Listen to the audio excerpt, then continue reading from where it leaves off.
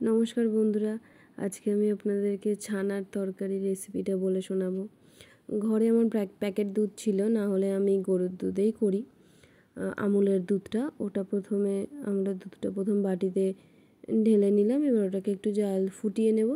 দুধটা যেই ফুটে উঠবে ওতে লেবু দিয়ে ছানাটা কাটিয়ে নেব। আমি লেবু দিয়েই ছানা কাটাই, আপনারা চাইলে ছানার পাউডার দিয়েও কাটাতে পারেন, ছানা করে নিতে পারেন। তা আমি লেবু দিয়ে ছানা কাটিয়ে নেব। দুধটাকে ভালো করে কাটিয়ে ছানাটা যেই কেটে যাবে তখন সেটাকে ফুটিয়ে নেব। একবার দুবার ফুটে উঠলেই গ্যাসটা বন্ধ করে দেব। দিয়ে দেখুন আমি লেবু দিচ্ছি, আমার অনেকটাই, একটা লেবুই প্রায় লেগে গেছে। তারপরে আমি ছানাটা হয়ে গেলে এবার একটা ছাঁকনিতে, সুতির কাপড়েও হয়, আমার হাতের কাছে কাপড় ছিল না, তো আমি চা চাকার ছাঁকনিতেই ছানাটাকে তুলে নিয়েছি। নিয়ে তারপরে কাপড়ের মধ্যে ছানাটাকে ভালো করে বেঁধে একটা ভারী কিছু চাপা দিয়ে আমি রেখে দিয়েছিলাম, সেটা আর দেখানো হয়নি। ছানাটাকে আমি সবটা তুলে নিয়েছি। নেওয়ার পরে আমি এবার তরকারির জন্য আগে মশলাটা করে নিচ্ছি। মিক্সির বাটিতে আদা, কাঁচা লঙ্কা আর টমেটো কুচি দিয়ে দিলাম। দিয়ে ওটাকে প্রথমে ঘুরিয়ে নেব, তারপর সামান্য একটু জল দিয়ে আবার ঘুরিয়ে নেব। এবার ওই যে দেখুন আমার ছানাটা আমি কাপড় দিয়ে বেঁধে রেখেছিলাম বলে শক্ত হয়ে গেছে। এবার ওতে একটু সামান্য জিরে গুঁড়ো, একটু নুন আর সামান্য হলুদ দিলেও হয়, আবার না দিলেও হয়। আমি কোনো দিন দিই, আবার দিই না।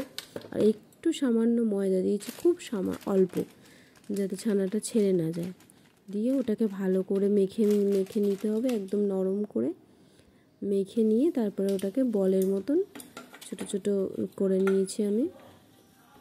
আমার এখানে 7টা মতো বল হয়েছে, ছোট ছোট মিলিয়ে বল ছানা।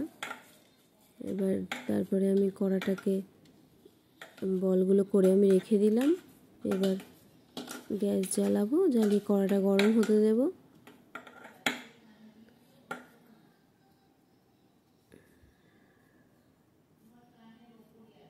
কড়া গরম হয়ে গেলে আমি ওতে তেল দেব।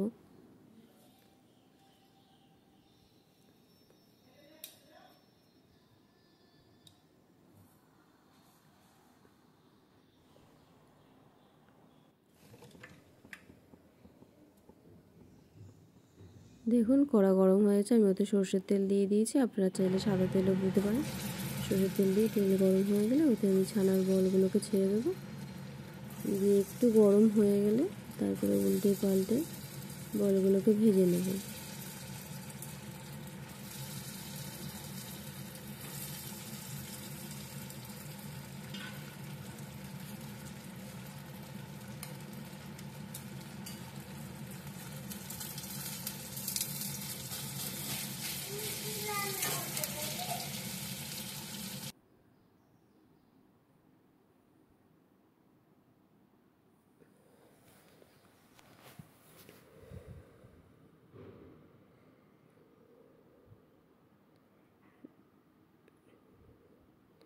ছানার বলগুলো তুলে নিয়ে এবার ওই তেলে গোটা গরম মশলা দিয়ে দিচ্ছি, এলাচ, দারচিনি, লবঙ্গ আর একটু জিরে ফোড়ন দেব। দিয়ে ওর মধ্যে আলুগুলোকে দিয়ে দেব। আর এতে একটা শুকনো লঙ্কাও দেওয়া যায়। আমার ছেলে ছোট, ও খাবে বলে আমি আর লঙ্কাটা দিইনি রাত্রের তরকারি,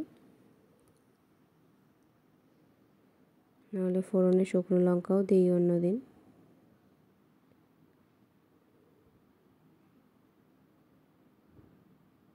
এবার আলুটা ভাজা ভাজা হয়ে যাচ্ছে। আলুটা ভাজা ভাজা হয়ে গেলে আমি এর মধ্যে নুন দিয়ে দেব।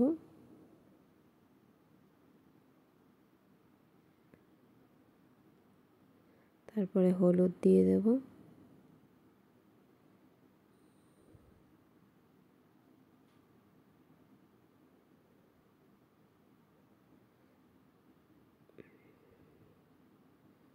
তারপরে মিক্সিতে যে মশলাটা করেছিলাম ওটা ঢেলে দিলাম। মশলা দিয়ে ওটা লঙ্কার গুঁড়ো দিয়ে দিতে হবে, চিনি দিয়ে দিতে হবে। আমি এখানে কাশ্মীরি লঙ্কার গুঁড়োটা দিয়েছি। ঝালের জন্য আপনারা লাল লঙ্কার গুঁড়োও ব্যবহার করতে পারেন।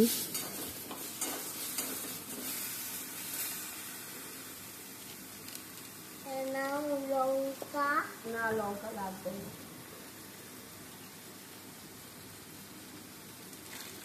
ওটা লঙ্কা নেই কেন? ওটা লঙ্কা নেই কেন? এটা ঝাল লঙ্কা, এটা লাল লঙ্কা। ঝাল লঙ্কা দিলে ঝাল লাগবে, তুমি খেতে পারবো না।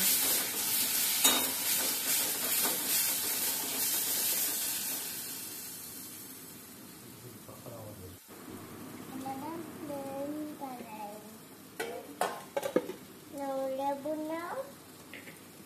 ব্যাস, লেবুটা গড়িয়ে চলে গেল। তারপরে এতে মিষ্টির বাটি ধোয়া জল দিয়ে দিলাম। আস্তে পড়ে যাবে তুমি।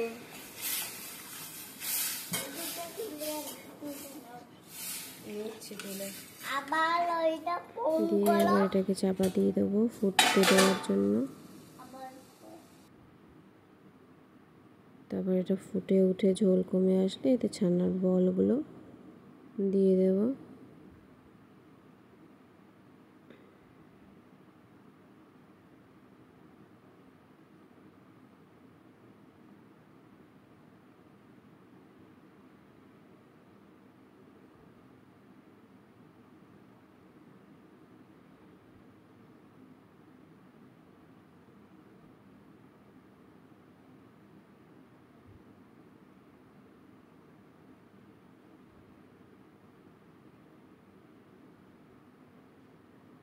ছানার বলগুলো দিয়ে আবার একবার চাপা দিয়ে দেব।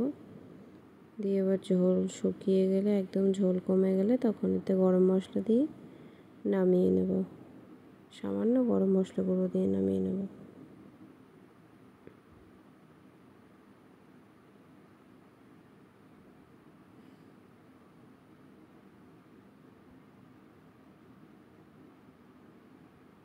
যেহেতু গোটা গরম মশলা দিয়েছি তাই লাস্ট শেষে একদম খুব অল্প পরিমাণে গরম মশলা গুঁড়ো দিলাম।